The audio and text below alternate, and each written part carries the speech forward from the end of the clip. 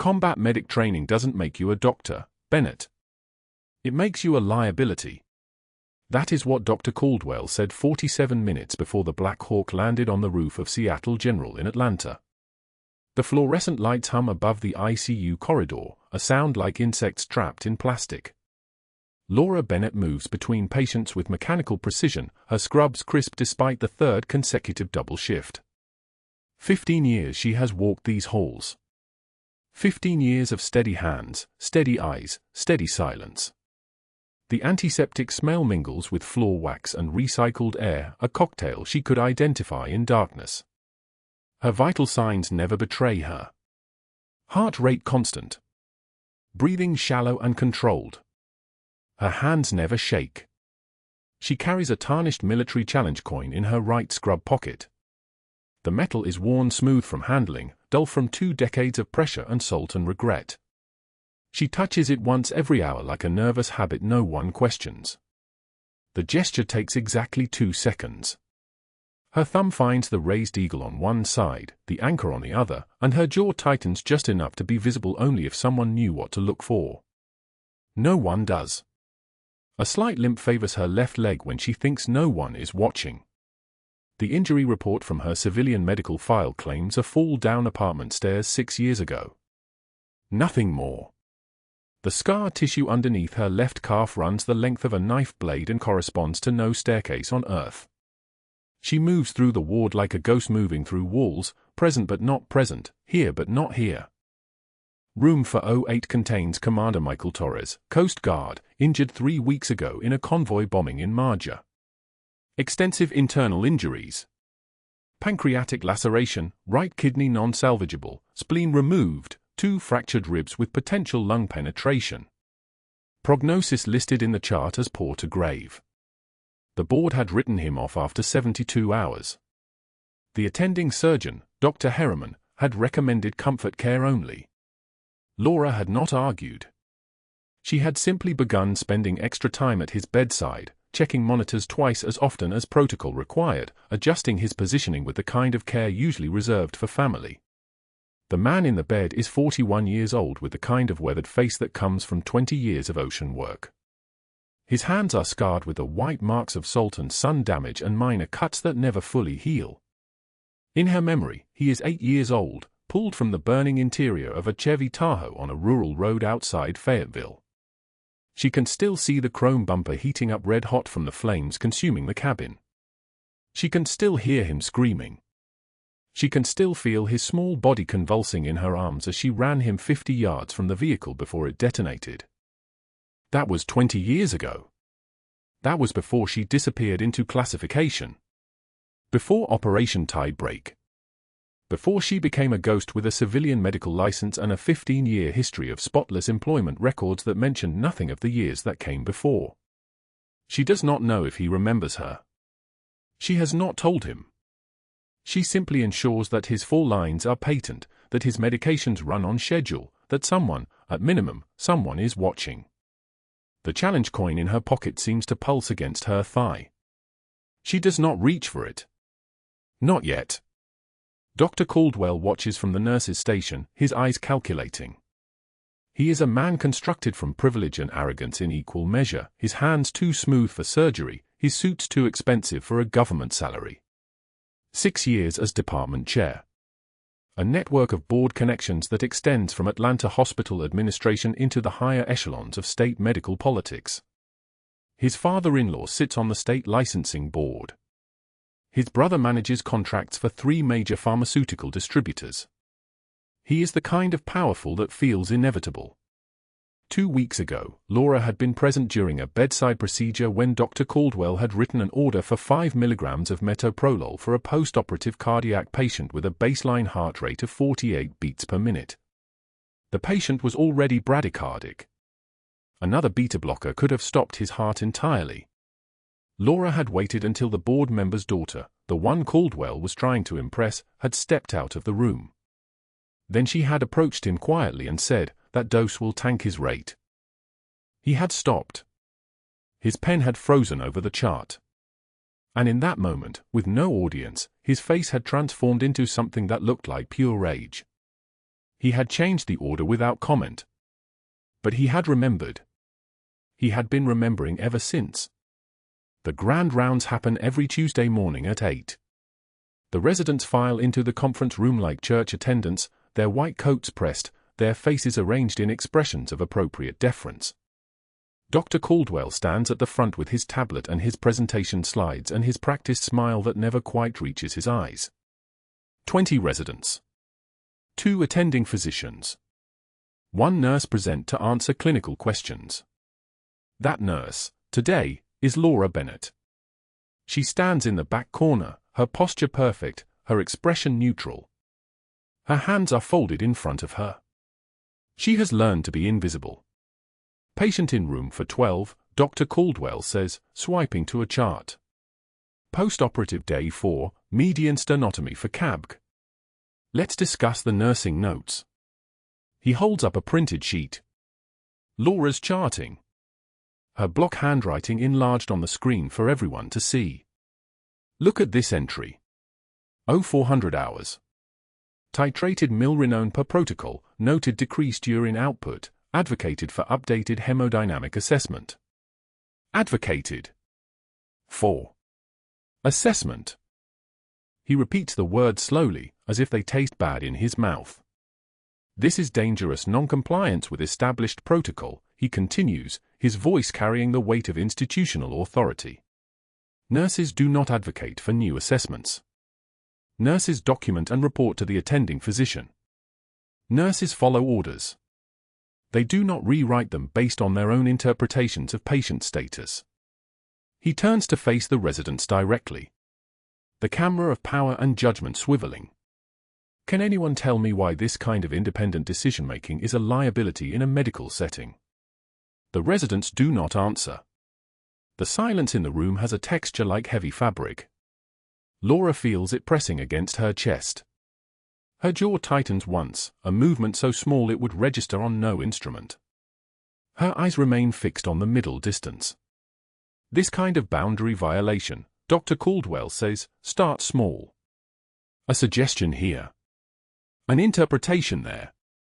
And before long, you have nurses who think their combat medic training, or their critical care certifications, or whatever they're hanging their hat on, gives them the authority to practice medicine. It doesn't. One of the residents shifts his weight. Another writes something in his notebook, though Laura suspects he is not actually taking notes. He is performing the appearance of taking notes. A survival mechanism. Bennett, Dr. Caldwell says, and her name in his mouth sounds like something chemical. Something that requires disposal. Would you like to explain your charting here? Laura raises her eyes. She meets his gaze directly. She does not flinch. She does not look away. And when she speaks, her voice is quiet enough that the residents have to lean forward to hear. Patient's urine output dropped from 240 milliliters per hour to 80 milliliters per hour over a 4-hour window, she says.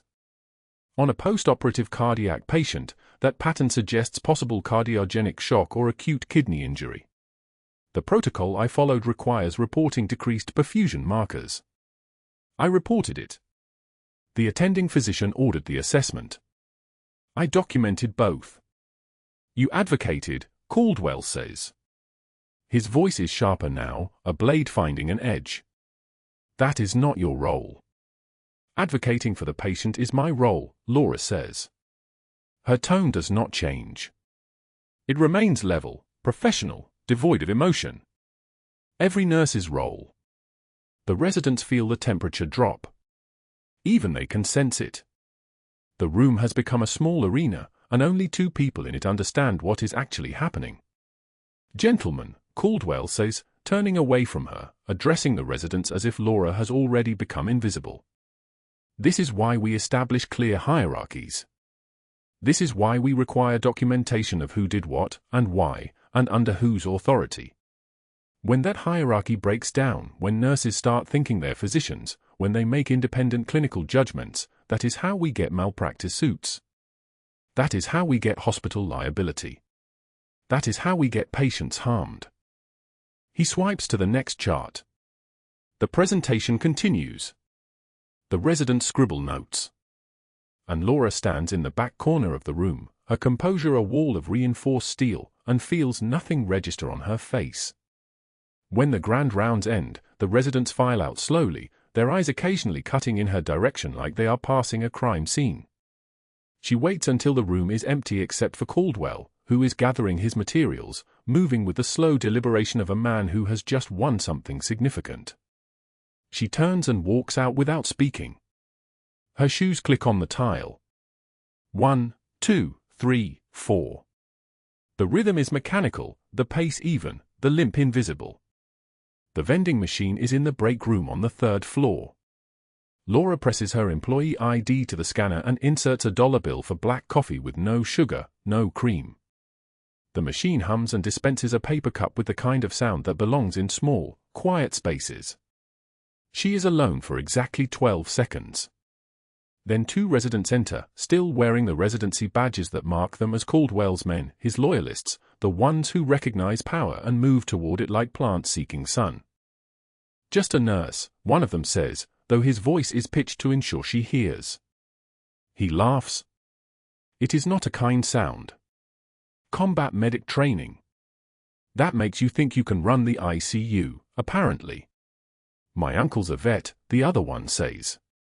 Goes to great lengths to remind me he's not a doctor. Funny how that works.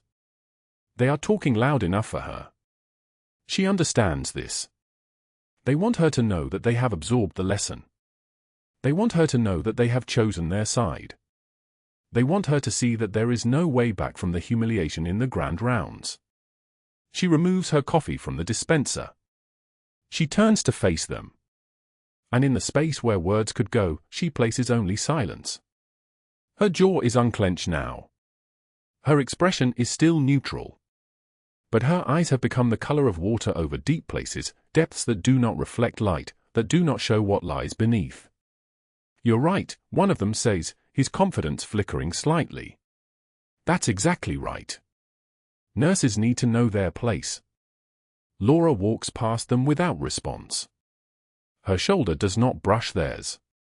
She maintains exact distance. She exists in a space just outside the geography of their significance. The break room door closes behind her with a pneumatic hiss. 40 minutes later, Caldwell is standing near the nurse's station, and she can hear him speaking into his phone, his voice low but carrying the particular timbre of a man calling in a favor. Yeah, about Bennett, he says. Yeah, the civilian nurse. Security can escort her out at any time if her attitude problems continue. I want that understood. I want documentation of every single charting error, every protocol deviation, everything we can use to support a termination recommendation. He pauses, listening. No, I'm not concerned about a grievance, he says. I'm concerned about patient safety.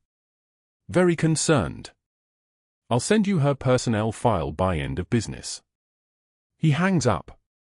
He does not notice Laura in the hallway, 30 feet away, refilling the ICU supply cart with 18-gauge peripheral lines and sealed gauze pads. She has heard every word. Her hands do not pause. Her face does not change. She moves through the rest of her shift with the kind of focus that makes time feel suspended. Each task becomes a meditation. Check room for 01, elderly female post-op hip replacement, vital sign stable, 02 sat 96%. Check room for 03, acute MI patient, 3rd day, cardiac catheterization scheduled for morning, already complaining of chest pain despite the nitrate drip. Check room for 05, septic, antibiotics holding, cultures pending. And then room for 08. Commander Michael Torres is awake, his eyes tracking toward her as she enters. His face is pale from blood loss and surgery and weeks of lying in a hospital bed. His foot pump is beeping softly, a sound like a bird calling from far away. The monitors show a baseline heart rate of 62, blood pressure 98/64, O2 saturation 94% on 2 liters nasal cannula. Stable. Holding. Alive. How are you feeling? She asks him, her voice softer than it is with other patients. She cannot help this. The effort required to maintain the neutral tone costs her something. Like I got hit by a truck, he says. His voice is rough from intubation, from weeks of healing. My chest feels like... He trails off, looking for words. I don't know what it feels like. Bad. It feels bad. She checks his fours, her movements precise and gentle. She adjusts the 4-pump rate by 0.1 milliliters per hour, a tiny change that will give him more pain medication without triggering any medical alert. She does not ask permission for this. She simply does it. Her jaw tightens once. The pain will improve, she tells him. It's going to take time. But you're healing. Your vitals are strong. He watches her work. His eyes move across her face, and she feels the weight of his attention like a physical thing. She keeps her expression neutral, but she reaches into her pocket. Her fingers find the tarnished challenge coin. She holds it there, pressed between her palm and her thigh, feeling its edges against her skin. Did we know each other? He asks quietly. Before, I mean. There's something about you. Something I can't quite. No, she says. It is not entirely a lie. They did know each other, but that was 2 decades ago, when he was a different person and she was someone else entirely. You probably just remember me from your chart reviews. I've been your nurse all week. He nods, but he doesn't look convinced. The uncertainty remains in his expression, a question he cannot quite articulate. She finishes her rounds, documents his vitals, and moves back into the hallway where the fluorescent lights continue their insect humming and the hospital continues its work of healing and hurting and bearing witness. She has no idea that in less than 24 hours, everything she has built will begin to collapse. She has no idea that she will be suspended by dawn, escorted from the building with her badge confiscated. She has no idea that the next time she stands in a hospital, it will be to save the life of a man she pulled from burning wreckage 2 decades ago, and that act of defiance will end careers, shake medical boards, and bring the Coast Guard to her door. For now, she simply continues her work. At 02 for 5 hours, Dr. Caldwell sat in his home office, the blue glow of his computer screen illuminating the careful architecture of his career. The hospital board president answered on the 3rd ring. He'd learned years ago that powerful people don't sleep, they calculate. Margaret, I apologize for the hour. We have a patient safety issue that requires immediate escalation. His voice carried the practiced concern of a man who'd weaponized empathy.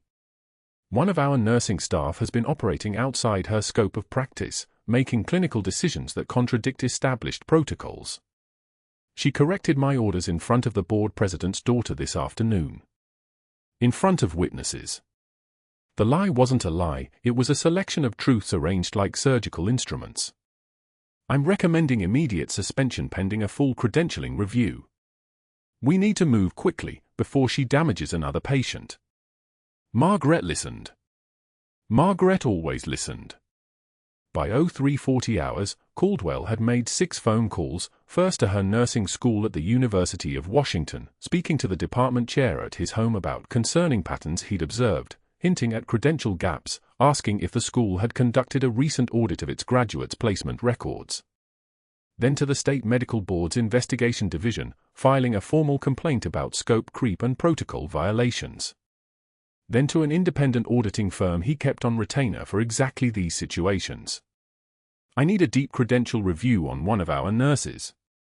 Bennett, Laura. I'm concerned her education may not have met current standards. He didn't mention that he'd never reviewed her credentials before because they were, in fact, exemplary. He simply created the appearance of concern with the precision of a surgeon. By 0600 hours, the decision was made.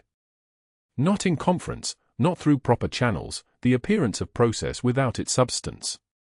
Laura arrived at Seattle General for her shift at 0645, her badge clipped to her scrub pocket beside the challenge coin that had survived 3 continents and 2 wars.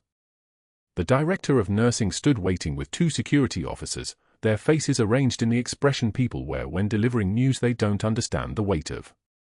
Laura, you're suspended effective immediately pending a full credentialing investigation. There are concerns about your qualifications and scope of practice compliance. The words came in the measured tone of someone reading from a script Caldwell had written. Laura's hand didn't shake as she unpinned her badge. Muscle memory from 20 years ago took over. The way soldiers move when the world is collapsing is the same way they move when ordering coffee. Steady. Methodical. Present. I understand, she said.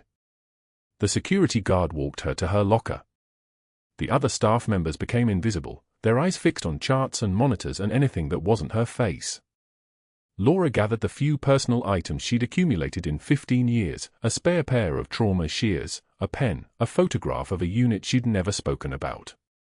The fluorescent lights hummed their monotonous song as she moved through the hallway one final time, her footsteps marking a rhythm only she could hear.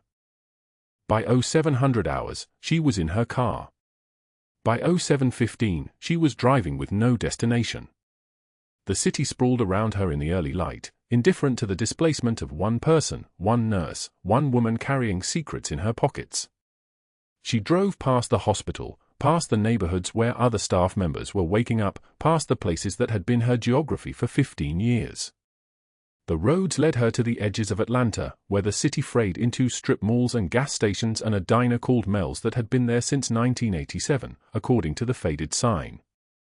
At 0300 hours, the middle of the next night, the kind of hour where time feels negotiable, Laura sat in a cracked vinyl booth at Mel's, her coffee long gone cold.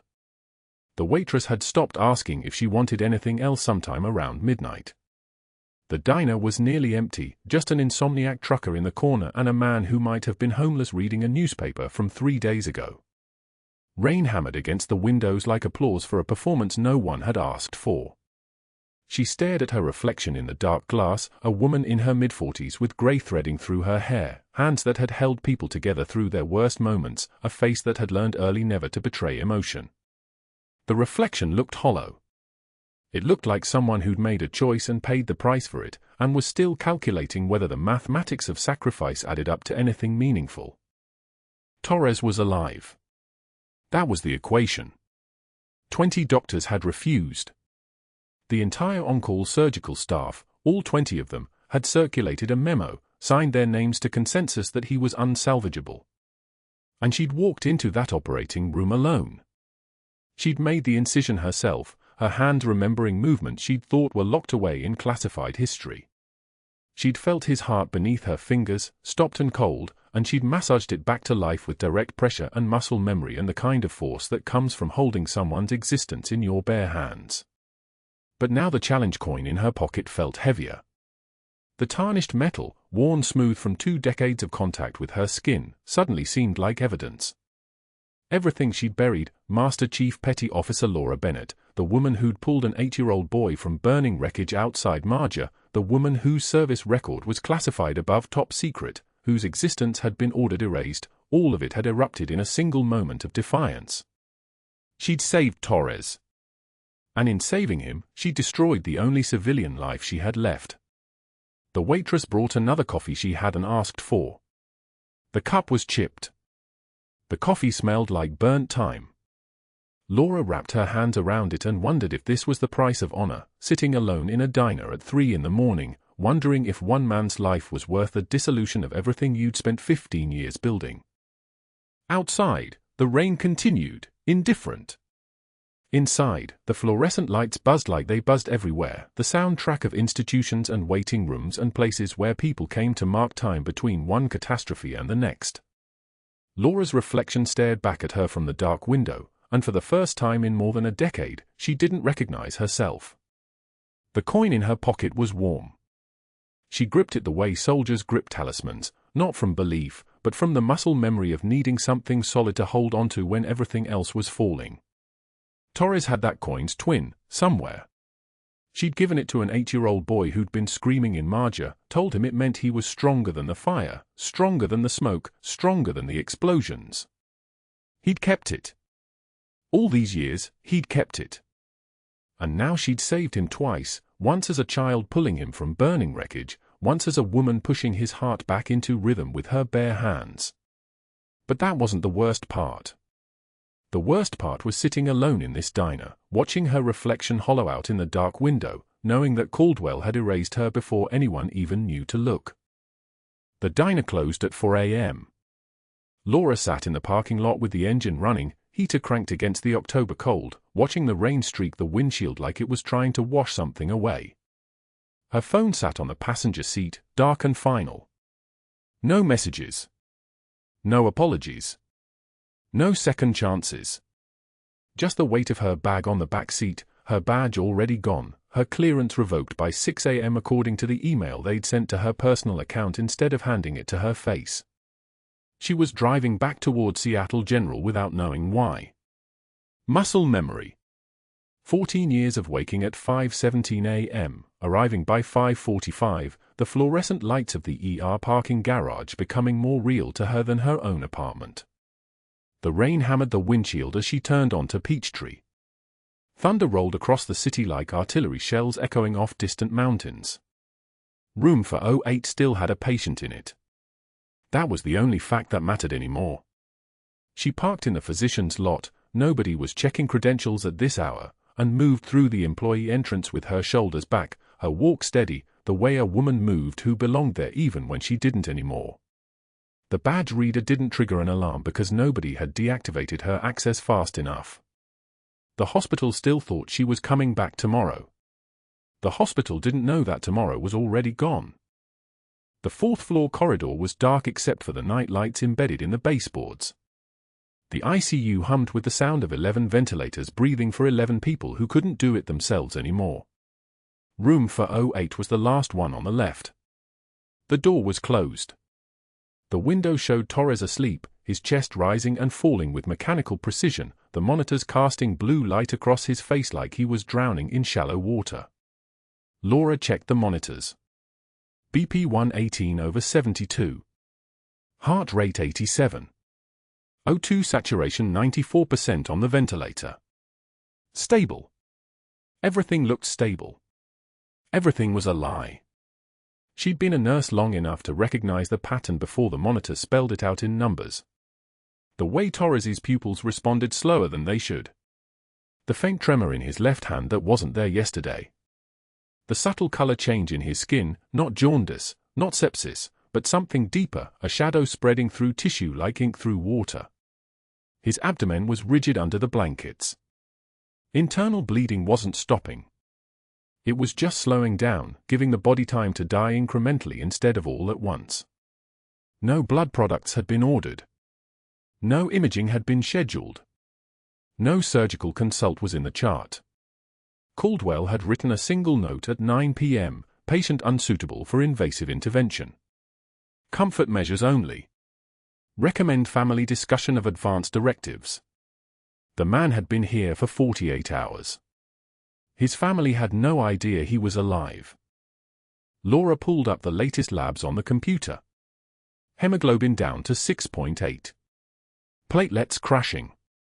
Prothrombin time extending. Creatinine climbing. The organ failure wasn't coming, it was already here, moving through Torres's body like a hunter that knew exactly where to go.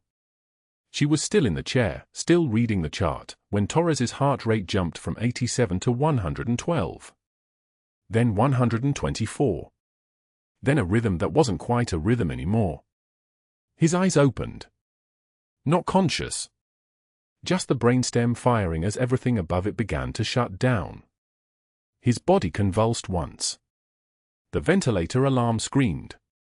O2 saturation dropped like a stone, 94, 87, 79, 71. His blood pressure collapsed. 91/58. 84/54. His heart rate fragmented into something the monitor couldn't quite interpret. Laura hit the call bell and started moving. Not running. Running looked panicked. She walked like she owned the next 60 seconds. Maria appeared in the doorway first, the night shift charge nurse, already moving toward the equipment cabinet before Laura finished saying code blue, room for 08, full intervention. The words came out level, matter of fact, the way they always did, as if her entire career hadn't just ended in an empty diner 3 hours ago. Terrence was behind her, the night ICU nurse, younger, good hands, excellent compressions. He went straight to Torres's chest and started CPR while Maria pulled the crash cart over and grabbed the defibrillator pads.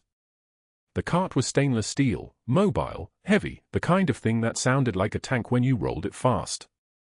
The shocks printed out across the monitor, VTAC, coarse, then fine, then barely distinguishable from flat line. "Get me an amp of epi," Laura said. She was pulling up a chair, not to sit but to stabilize her hands as she drew medication from the crash cart. Epinephrine 1 milligram for every 3 to 5 minutes. The dose was the same whether they were trying or just going through the motions. "What's the time?"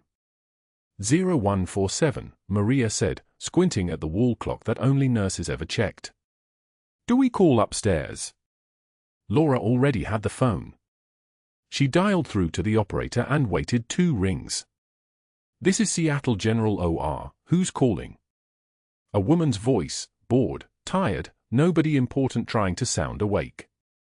"Code Blue, room for 08, requesting immediate surgical team for emergency thoracotomy," Laura said. 20 words exactly. Professional. Precise. Not desperate. The silence lasted for seconds. Then, "Hold please." She held. The line clicked through to somewhere else. A man's voice answered. "Dr. Caldwell." Of course he answered. Of course he was here at 0147 in the morning, awake, waiting for this call, probably sitting in his office with his feet up, reading the suspension paperwork that hadn't been signed yet. The network didn't sleep. The network protected itself.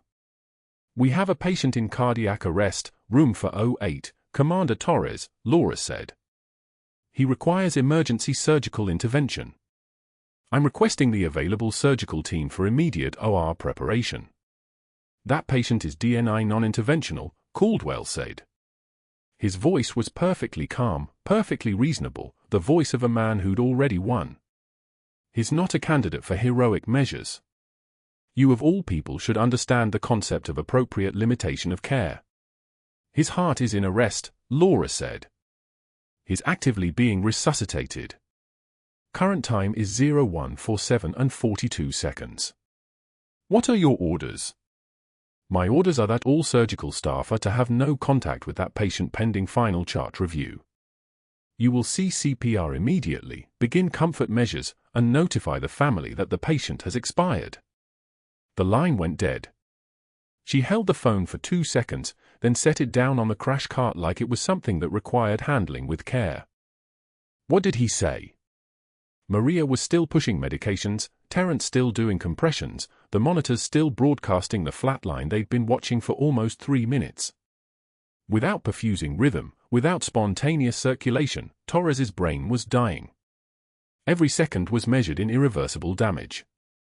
Every second was a choice between trying and accepting.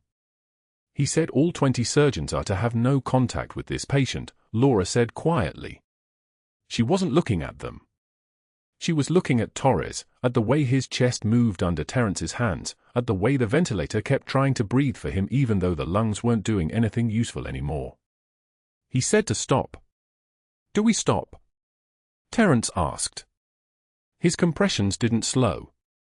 Maria didn't reach for the medications to stop drawing them.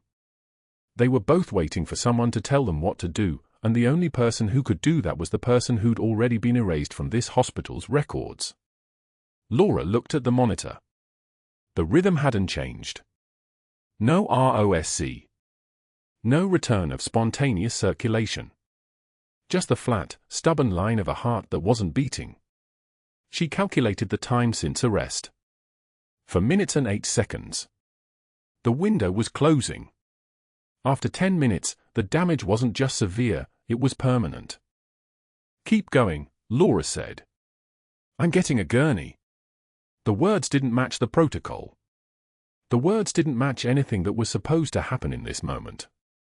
She was the nurse who'd been fired 12 hours ago, the nurse who had no authority, no credentials, no right to make this call. But her hands were already moving, pulling monitors, disconnecting the central line from the 4 stand, finding a crash cart and wheeling it next to Torres's bed while Maria maintained the 4 access and Terence kept rhythm steady, 1 2 3, 1, 2, 3, the compressions like a drummer who couldn't stop playing because the song wasn't finished. They moved Torres to the operating room at 0157 hours. Laura called out blood pressure every 15 seconds, 77/40, 72/38, barely enough to perfuse the brain if they were lucky. The hallway was empty. The night shift had the luxury of emptiness. The day shift didn't exist yet. The world between 0130 and 0600 belonged to people like this, to the ones doing things that daylight wouldn't tolerate. 03 was dark, cold, the steel tables gleaming like instruments of surrender. Laura flipped switches and the room flooded with white light harsh enough to bleach color from everything it touched. The surgical lights came on. The heating system hummed. The room became what it needed to become, a place where the line between trying and dying got drawn in blood and decision. She scrubbed while Maria and Terence continued compressions. The soap was harsh against her palms, the water scalding, the ritual so old it predated everything she'd learned in the past 8 hours. 20 surgeons had refused. Caldwell had ordered all of them to walk away. That left exactly one person in this hospital who could crack open a chest cavity and save what was left of the man in room 408. You can leave, Laura told them at 0200 when she'd finished scrubbing and pulled on the surgical gloves, when the thoracotomy instruments were laid out on the sterile field like they were waiting for her specific hands. Both of you can walk out right now. This is on me. Maria looked at Terence. Neither of them moved.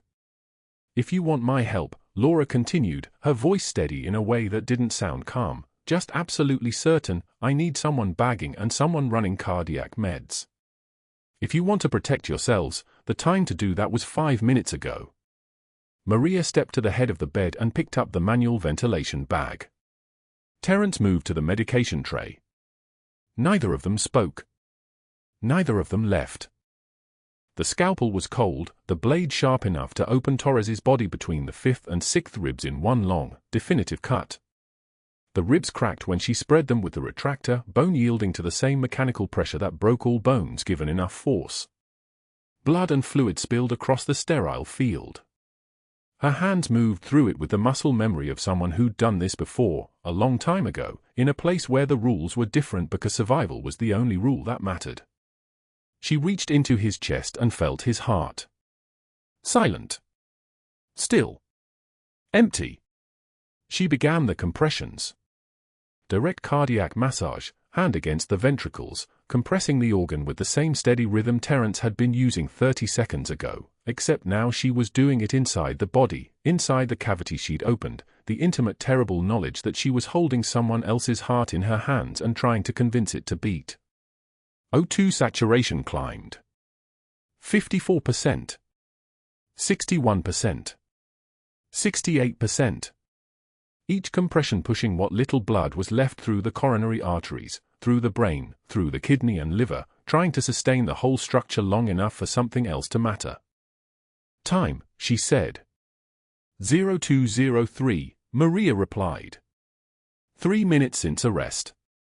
3 minutes since Caldwell had ordered the entire surgical staff to let him die.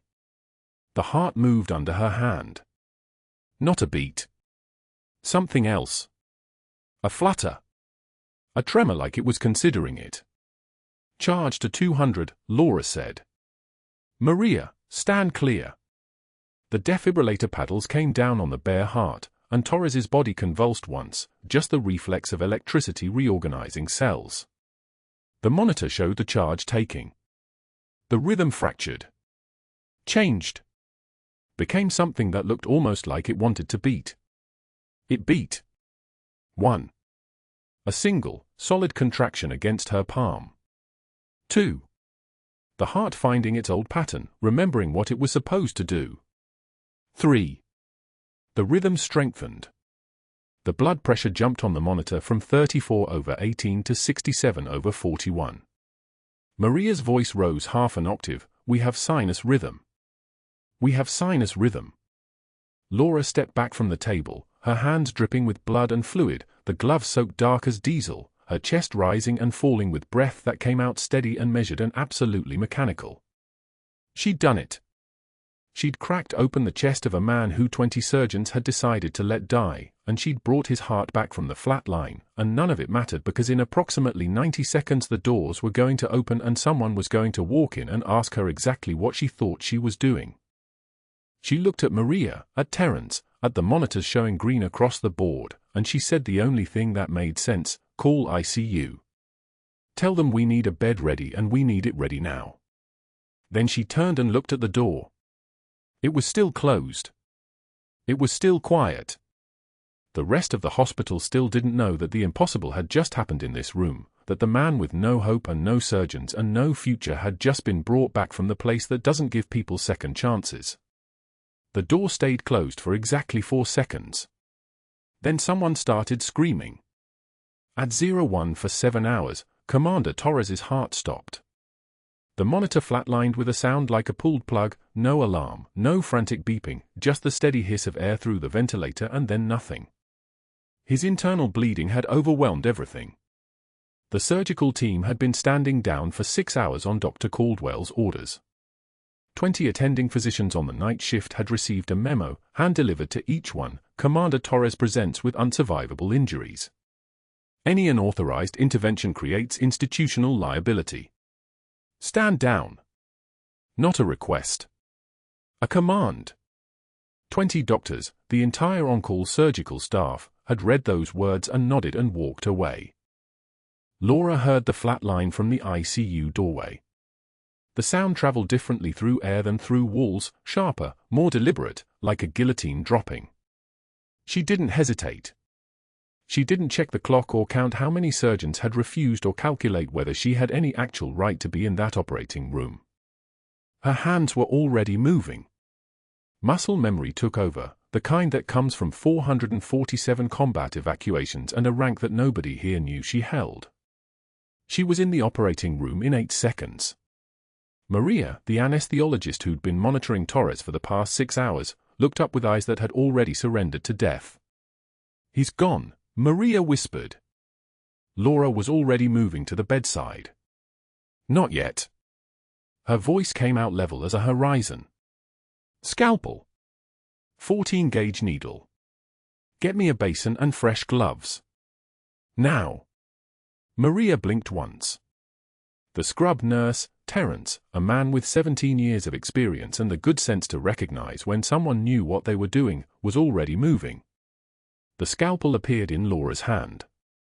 The left anterolateral thoracotomy was a procedure she'd performed in a convoy near Sanjin Valley with a field kit and a dying 16-year-old who'd stepped on an IED. This had an actual surgical suite. Better light. Better instruments. This was mercy. She made the incision through skin and ribs in one continuous motion. The steel parted flesh like a knife through smoke. No hesitation. No precision wasted. The chest cracked open.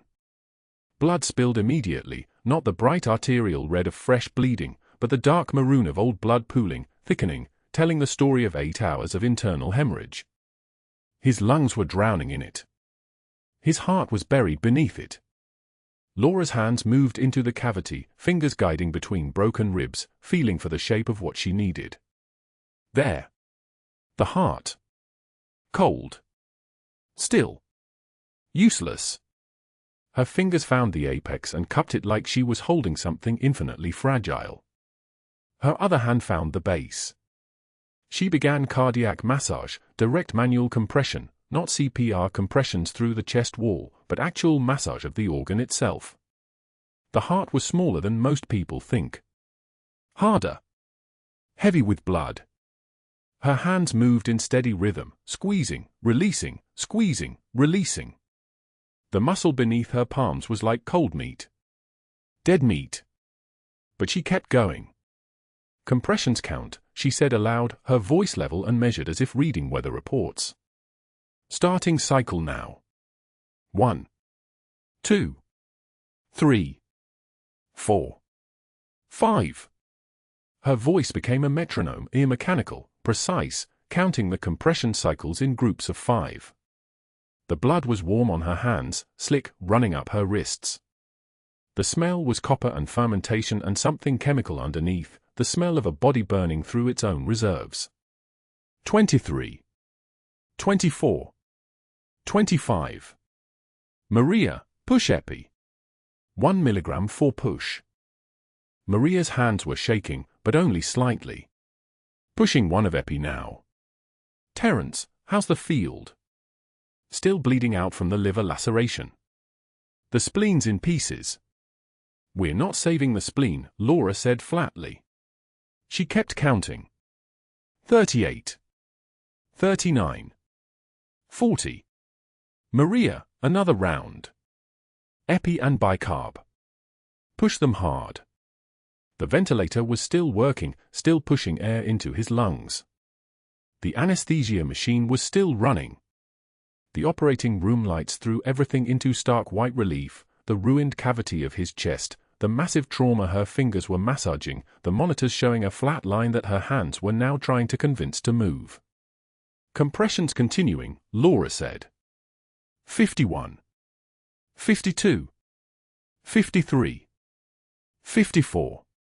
55. Terence, get me a vascular clamp. The satin sky. We need to control the hepatic bleed if this works. Clamping now, Terence said. Her hands moved on their own, the muscle memory overriding everything, pain, fear, the weight of what she was doing without authorization, without a physician in the room, without any right to be holding a human heart in her hands and willing it to remember how to beat. She was back in Marja. She was back in a convoy with a child bleeding out beside her. The rank on her shoulders had been different then, but the calculus was identical, save or lose. No middle ground. No committees. No emails from administrators. Just hands and time and the absolute refusal to let this man die while she still had pulse in her own wrists. 91 cycles, Terence said. He was counting with her now, reading the monitor, preparing for the moment when it would either work or wouldn't.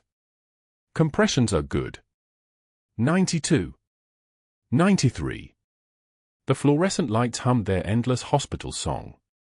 Blood dripped from the surgical tray onto the floor, a sound like a clock ticking backward, like time running out. But Laura's voice never wavered. 104. 105. Come on, Torres. 106. Come on. Her hands were beginning to cramp. Real cramps now, the kind that come from sustained compression against ribs and bone, from holding something that doesn't want to move and moving it anyway. The pain was information. The pain was data.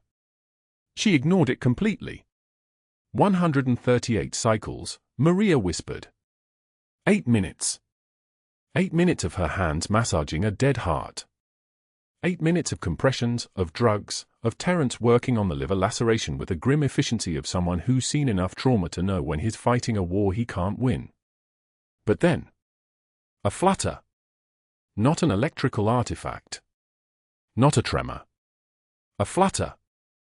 Laura felt it beneath her palms. The muscle tightening slightly, contracting, trying to remember. She kept going. 143. 144. Stay with me. I've got something on the monitor, Terence said. His voice rose slightly. I've got something. The monitor showed a blip. A single QRS complex rising out of the dead flat line like a mountain appearing through fog. One beat. Then another. A pause. Then 2 more, irregular, weak, but present. Actual electrical activity in a heart that had been clinically dead for 11 minutes. Sinus rhythm, Laura said quietly. She didn't stop the massage. She continued, feeling the heart trying to take over, trying to beat on its own. The compressions became gentler, became assistance rather than replacement. Keep going. Epi every 3 minutes. Keep the fluids running. We're staying in. The monitor showed more beats now. A pause, then 3, then another pause, then 5 in rapid succession. Weak but present. Present. Present. His back, Terence whispered. Laura's hands continued massage for another 3 minutes while the rhythm strengthened. She could feel the heart remembering what it was supposed to do. The electrical system was firing. The muscle was responding. The thing she had brought back from the edge was beginning to beat on its own.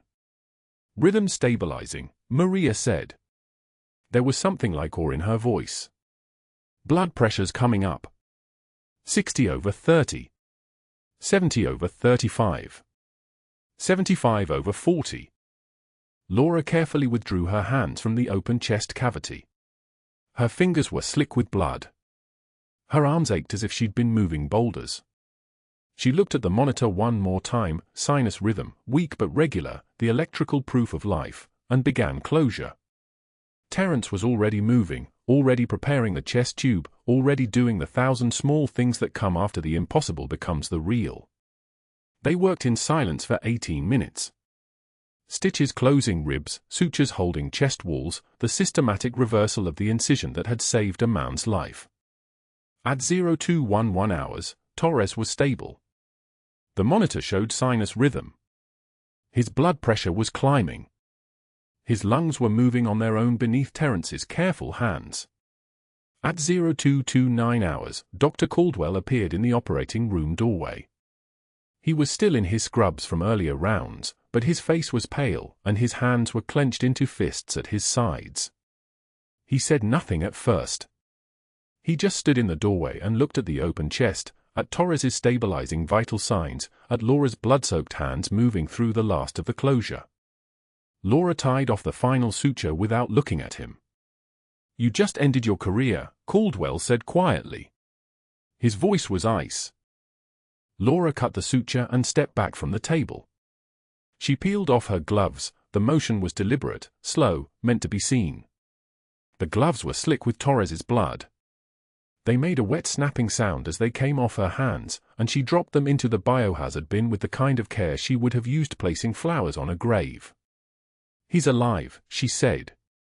Caldwell turned to the night administrator who had appeared behind him in the doorway, a thin man named Roberts with the exhausted expression of someone who made 12 decisions he never wanted to make.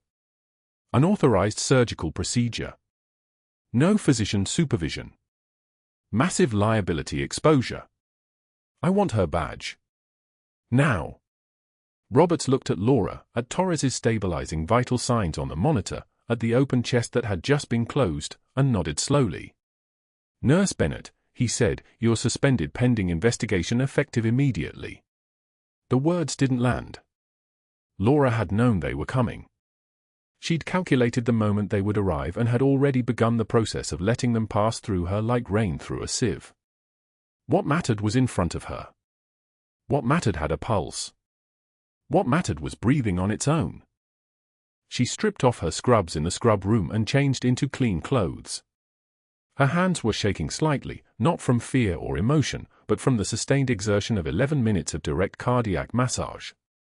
She washed the blood from her hands and wrists, watched it circle the drain in red spirals, and walked out of Seattle General for the last time carrying a 30-year career in a mind that had learned long ago not to attach to things.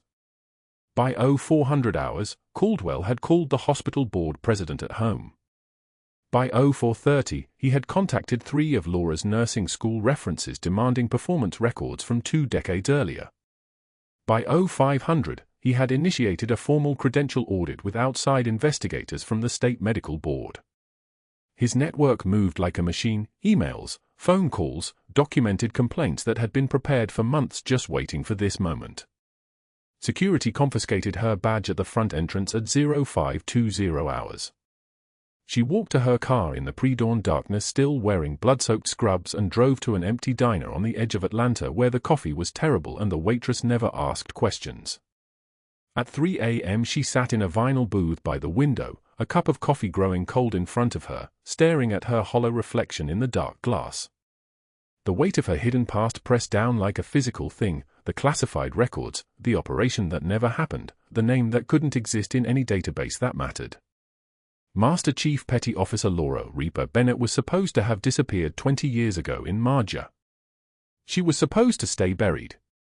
But she'd pulled Torres out of a burning vehicle instead, and then she'd kept him alive for 11 hours, and then she'd brought him back from the dead with her bare hands.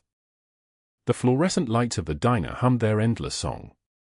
Her reflection stared back, a stranger wearing her face, holding nothing together, wondering if saving one man's life was worth destroying the only identity she'd been allowed to keep. The board reconvened at 1430 hours, the silence returning like a living thing. Whitmore gestured to Chen. The State Medical Board investigator Caldwell had specifically requested, the one he believed would validate his attack on Laura. Chen's expression remained carefully neutral as she opened a different folder, not the personnel file on Laura Bennett, but a thick manila envelope stamped with state seals. Dr. Caldwell, Chen began, her voice steady as bedrock, your request for a comprehensive audit of nursing protocols has been completed. However, the investigation revealed irregularities that require immediate attention. Caldwell straightened slightly, anticipating vindication. Chen continued, not in the nursing department. In the physician records. The room's air pressure changed. The fluorescent lights overhead seemed to buzz louder, as if they could sense what was coming. Over the past 4 years, Chen said, spreading documents across the table like playing cards in a game no one wanted to play, there is a documented pattern. Surgical complications noted in nursing charting, detailed, specific observations that do not appear in corresponding physician reports. Medication errors corrected by floor staff but never formally logged. 2 patient deaths where the documented timeline in your surgical notes does not align with anesthesia records or nursing documentation. Each sentence landed like a body hitting concrete. Caldwell's face shifted from pale grey to the white of fresh bone. He stood abruptly, his chair scraping backward with a sound like fingernails on metal. "This is absurd," he said, his voice cracking on the second syllable. "I called you here to investigate Bennett's credentials, not to—" Admiral Kensington's voice cut through the room like a scalpel through tissue. "Sit down, Doctor."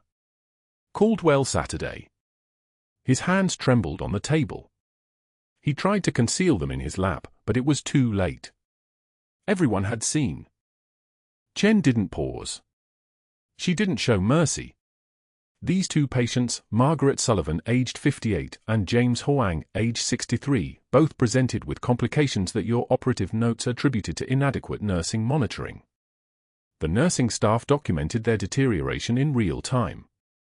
Your notes, dated after death, contradict the timeline established by independent monitors and vital sign recordings. Mrs. Patterson, the board president, closed her eyes briefly as if absorbing a physical blow. The hospital's legal counsel frantically wrote notes, his pen moving so fast the paper nearly tore. Dr. Myers and Dr. Patel, Caldwell's closest allies in the department, suddenly developed intense interest in the pattern of the conference room's carpet. Commander Torres spoke next. His voice carried the precision of someone accustomed to being believed. "On the night of my cardiac arrest, I was semi-conscious but aware. I heard Dr. Caldwell's voice in the hallway outside room 408 at approximately 2145 hours. He was speaking to another physician." Torres's hands remained flat on the table, steady as surgical instruments. He said, "If Bennett tries anything with the Coast Guard patient, I want it documented as gross negligence. Let him go. We need her gone, and a bad outcome gives us ironclad justification." The room went dead silent. Not the quiet of a pause or a breath. The silence of a structure collapsing inward. Torres continued, "He was willing to let me die to remove a nurse who made him uncomfortable." His jaw tightened. "She saved my life. And he knew about the risk I posed to her, and he did nothing." The legal counsel's pen stopped moving. He simply stared at the paper in front of him as if he couldn't read his own handwriting anymore. Whitmore's jaw muscles worked silently. Mrs. Patterson looked at Caldwell with an expression so open and so utterly devoid of pity that it seemed to cause him actual pain. His mouth opened. Closed. Opened again. No words emerged. The board called for a 15-minute recess. In the hallway, the network dissolved like salt in water. Dr. Myers approached Caldwell with his hands held forward in a gesture of surrender. "I was following department directives," he said, his voice thin as tissue paper. "I raised concerns privately, but I was overruled." "You can't expect—" Caldwell didn't respond. Myers retreated. Dr. Patel made an identical statement with identical speed and identical cowardice. Within 6 minutes, everyone who had laughed at the vending machine, everyone who had nodded during grand rounds, everyone who had benefited from Caldwell's patronage had disappeared into offices or bathroom stalls. Caldwell stood near the window overlooking the parking lot where Laura Bennett had walked 3 days earlier with her badge confiscated and her composure intact. His phone was in his hand. He scrolled through his contacts, dozens of physicians, hospital administrators, board members, colleagues stretching back 2 decades of favors and recommendations and carefully cultivated relationships. He tried the first number. Voicemail. The second. Busy signal. The third didn't ring at all. The network that had seemed unshakable, that had moved with the precision of a coordinated strike, simply ceased to exist the moment the investigation turned its eye inward. When the board reconvened at 1,445 hours, Whitmore's announcement carried the weight of a closing coffin lid. Dr. Caldwell is suspended immediately pending criminal investigation by the Georgia Medical Board and the Atlanta Police Department. His medical license will be reported for emergency review and revocation.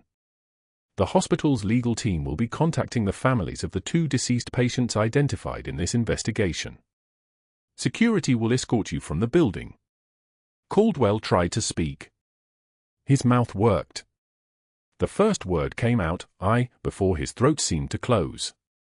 His hand reached toward the papers in front of him as if he might gather them like evidence of his innocence, but his hand stopped midway and fell back to the table. Security arrived with professional efficiency. They didn't manhandle him. They simply stood and waited, their presence a statement of inevitable conclusion. Caldwell stood. He walked to the door between 2 uniformed officers, and no one looked at him. Not Whitmore. Not Mrs. Patterson. Not Torres. Not even the legal counsel. He was already becoming a ghost, a person being erased in real time from the institution he had dominated. His badge was confiscated at the same front entrance where Laura's had been taken 72 hours earlier. The security guard, the same young woman who had processed Laura's suspension, didn't meet his eyes. She simply scanned his badge, waited for the red light, and handed it back to him with the expression of someone processing a returned item without personal attachment. He left. 2 hours later, Admiral Kensington made a phone call from the hospital administrator's office. The call lasted 90 seconds. At 1,600 hours, Laura Bennett received a message on her personal phone, report to Seattle General, 1,600 hours. Admiral Kensington. She read it 3 times, sitting in her apartment surrounded by half-packed boxes, the boxes she'd begun filling the moment she was escorted from the building, preparing to disappear again, to vanish the way Master Chief Petty Officer Laura Bennett always did when the civilian world threatened to unravel her cover. She stared at the message. She could run. She was trained to run, to disappear into a new identity within 48 hours, to leave no trace except the memory of someone who was just a nurse at some hospital in some city. She'd done it before. She could do it again. But Torres's voice remained in her mind, "She saved my life. And he was willing to let me die," and she understood that some things were worth staying for. At 1,557 hours she walked through the front entrance of Seattle General in civilian clothes, her military challenge coin in the inside pocket of her jacket, solid and real against her ribs. The security guard at the front desk was Marcus, a former Marine who had always rendered a subtle nod whenever she passed. When he saw her, he stood. Came to attention. His right fist struck his left shoulder in a perfect salute, the kind rendered only to those you recognize as one of your own. "Welcome back, Master Chief," he said quietly. Her composure held, her face remained unreadable, her posture unchanged, but something cracked behind her eyes. The shine of moisture there for exactly 2 seconds before she controlled it, before the mask reset. She nodded once and continued to the elevator without speaking. The elevator climbed. At the 4th floor it stopped. The doors opened to Conference Room B, where Admiral Kensington and Commander Torres waited. The room was otherwise empty.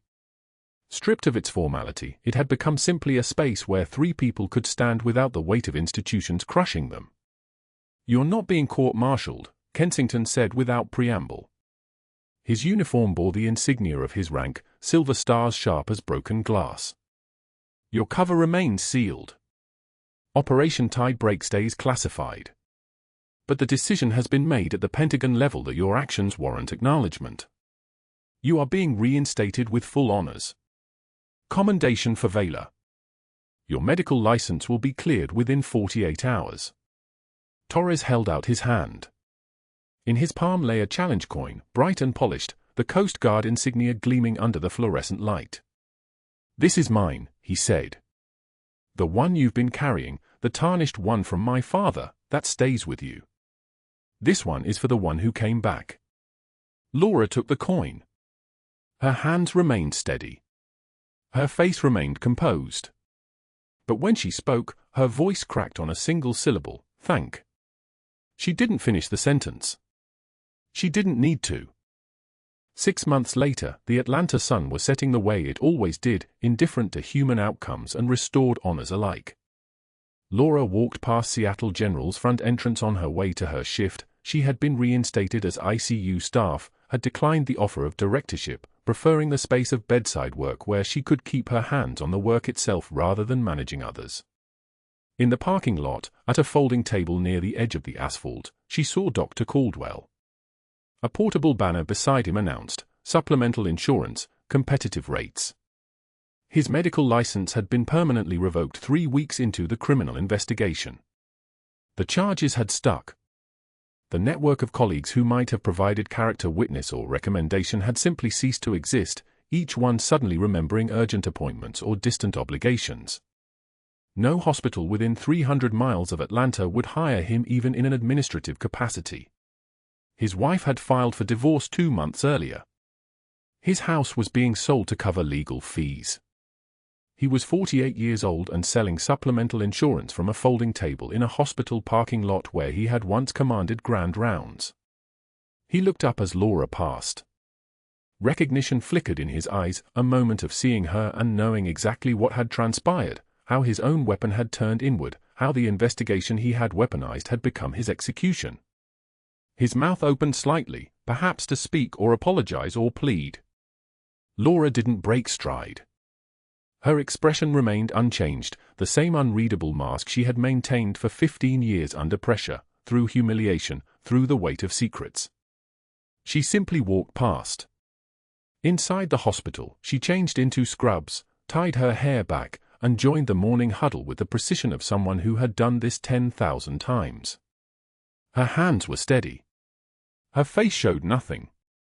The new ICU director, a former Army nurse named Collins, pulled her aside at shift change. "You know, Bennett, people talk about you," Collins said. "They say you're unbreakable." Laura's response was quiet, delivered with the control of someone for whom composure had become as natural as breathing. The quietest person in the room might be holding it all together. She finished her charting, clocked out, and walked into the Atlanta sunset. The glass doors reflected her face, not Reaper, not Master Chief, not the classified ghost of Operation Tidebreak, but Laura Bennett, nurse, survivor, the woman who stayed when 20 doctors walked away. She carried both challenge coins now, the tarnished one and the new one, each in a separate pocket. Her reflection in the glass belonged to someone she recognized. If this story moved you, if you believe in the quiet strength of those who help without recognition, the power of staying when walking away seems easier, please subscribe. We have more stories coming of hidden heroes, of people whose true identity remains classified but whose impact remains undeniable. Like this video. Comment below, have you ever been underestimated by someone who didn't know your true value? And share this with someone who needs to remember that the most dangerous person in the room is often the one who says nothing at all.